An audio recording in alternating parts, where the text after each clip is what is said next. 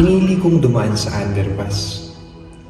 Akala ko kasi nandito ang sagot sa mga tanong ko.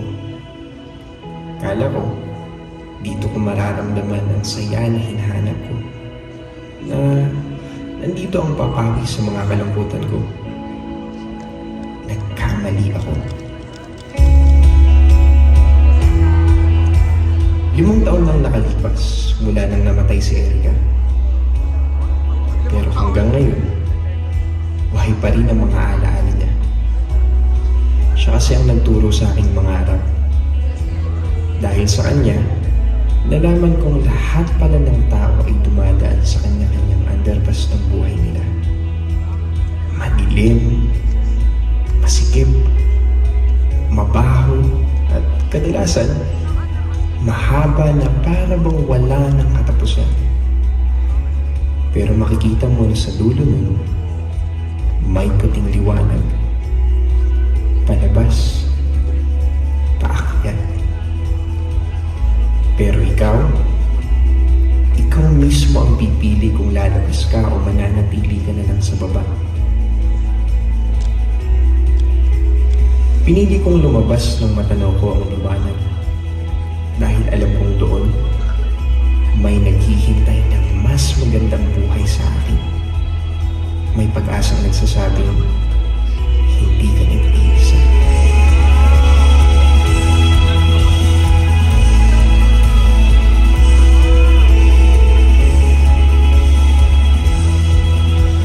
Kung sa kasalukuyan ka mang nasa underpass ngayon, sana huwag kang tumigil sa paglalakad.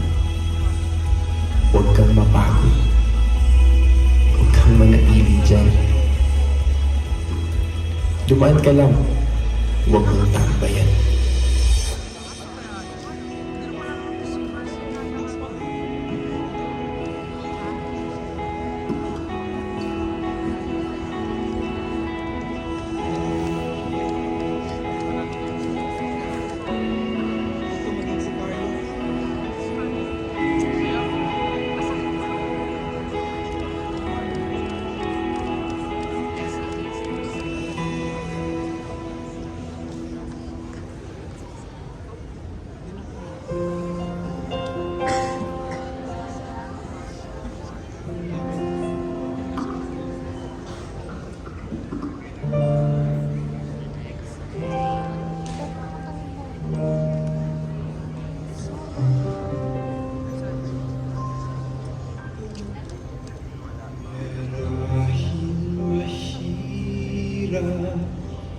Malimot ang kahapon, pait ng nakaraan.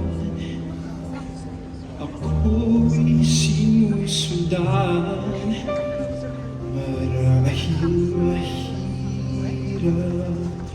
Malimot ang pagsubok, bagyong nakaraan. Di na babalikan, ngunit pag-ibig mo'y katulad ng bahaghari.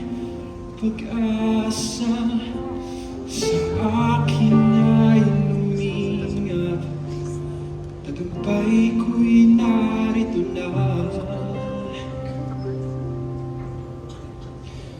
Abot kamay, ang buka sa'king naghihintay. Tadhanang idaan sa'kin na may kapal. Abot kamay, ang liwanag tangan sa paglakbay tungo sa buhay na walang hanggan. Abot kamay,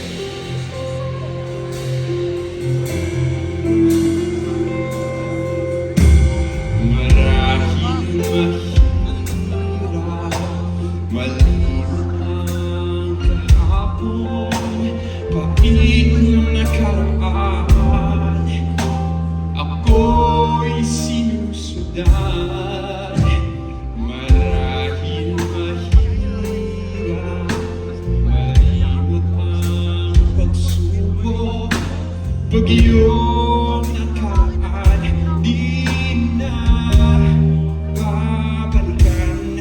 Ngunit pag-ibig mo'y katulad ng bahagharing pag-asa sa akin ay lumingap.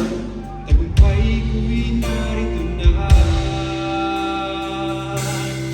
Abot kamay ang bukas sa aking paghinihal. Tadhanang iasa, lalay ka. Abot kamay ang liwanag tangan sa paglakbay. Sa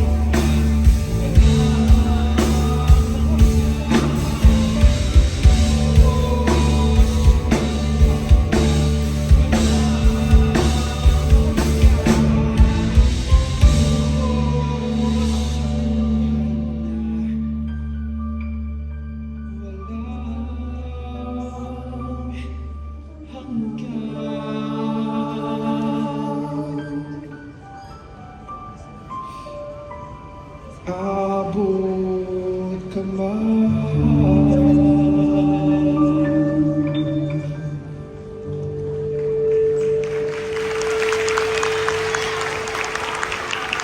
Yes, palakpakan po natin lang White Light Creative Production.